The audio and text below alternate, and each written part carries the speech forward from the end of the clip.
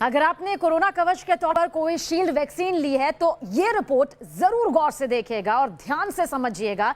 दरअसल एस्ट्राजेनेका की वैक्सीन लेने वालों पर एक स्टडी की गई है और इस स्टडी में सामने आया कि एस्ट्राजेनेका की वैक्सीन, जिसे भारत में कोविशील्ड कहा जाता है, उनके अंदर एक रेयर न्यूरोलॉजिकल बीमारी सामने आई है। क्या है ये बीमारी और कैसे वैक्सीन की वजह से इस बीमारी के लक्षण सामने आ रहे हैं, ये रिपोर्ट सावधानी से देखें।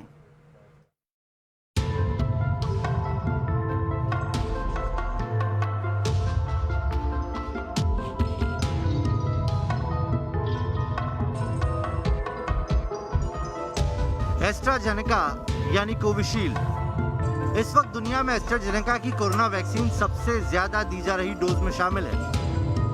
भारत में भी कोवैक्सीन और कोविशील्ड की ही सबसे ज्यादा डोज दी जा रही है और एस्ट्राजेनेका की इसी वैक्सीन को लेकर एक स्टडी से बड़ा खुलासा हुआ है। इस स्टडी में पाया गया कोविशील्ड लेने वाले कुछ लोगों को एक न्यूरोलॉजिकल बीमारी हो रही है।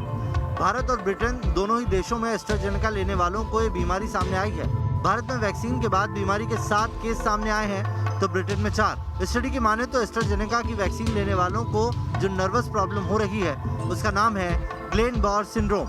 ग्लेन-बार सिंड्रोम में मरीज की नसों पर असर पड़ना शुरू होता है जो आगे चलकर लकवे में तब्दील हो सकता है, यानी मरीज को अपने शरीर के कुछ अंगों के मूवमेंट में मुश्किलों का सामना करना पड़ता है। मेडिकल साइंस के मुताबिक ग्लेन-बार सिंड्रोम में सांस की परेशानी भी हो जाती है, यानी मरीज जो सांस लेता है उसकी मात्रा कम हो जाती है और शरीर में ऑक्सीजन की सप्लाई पूरी करने के लिए तेज सांस लेनी पड़ती है।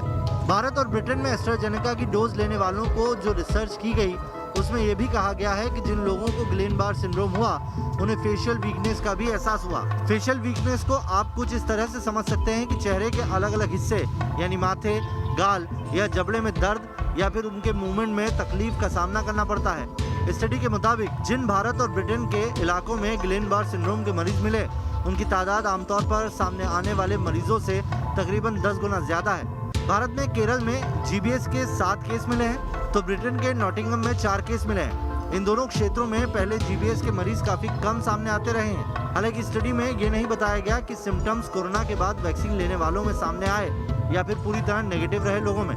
लेकिन मुमकिन है कि अगर स्टडी का दायरा बढ़ाया जाए तो वैक्सीन और ग्लेन-बार सिंड्रोम का कथित कनेक्शन ज्यादा साफ हो जाए। Team news nation.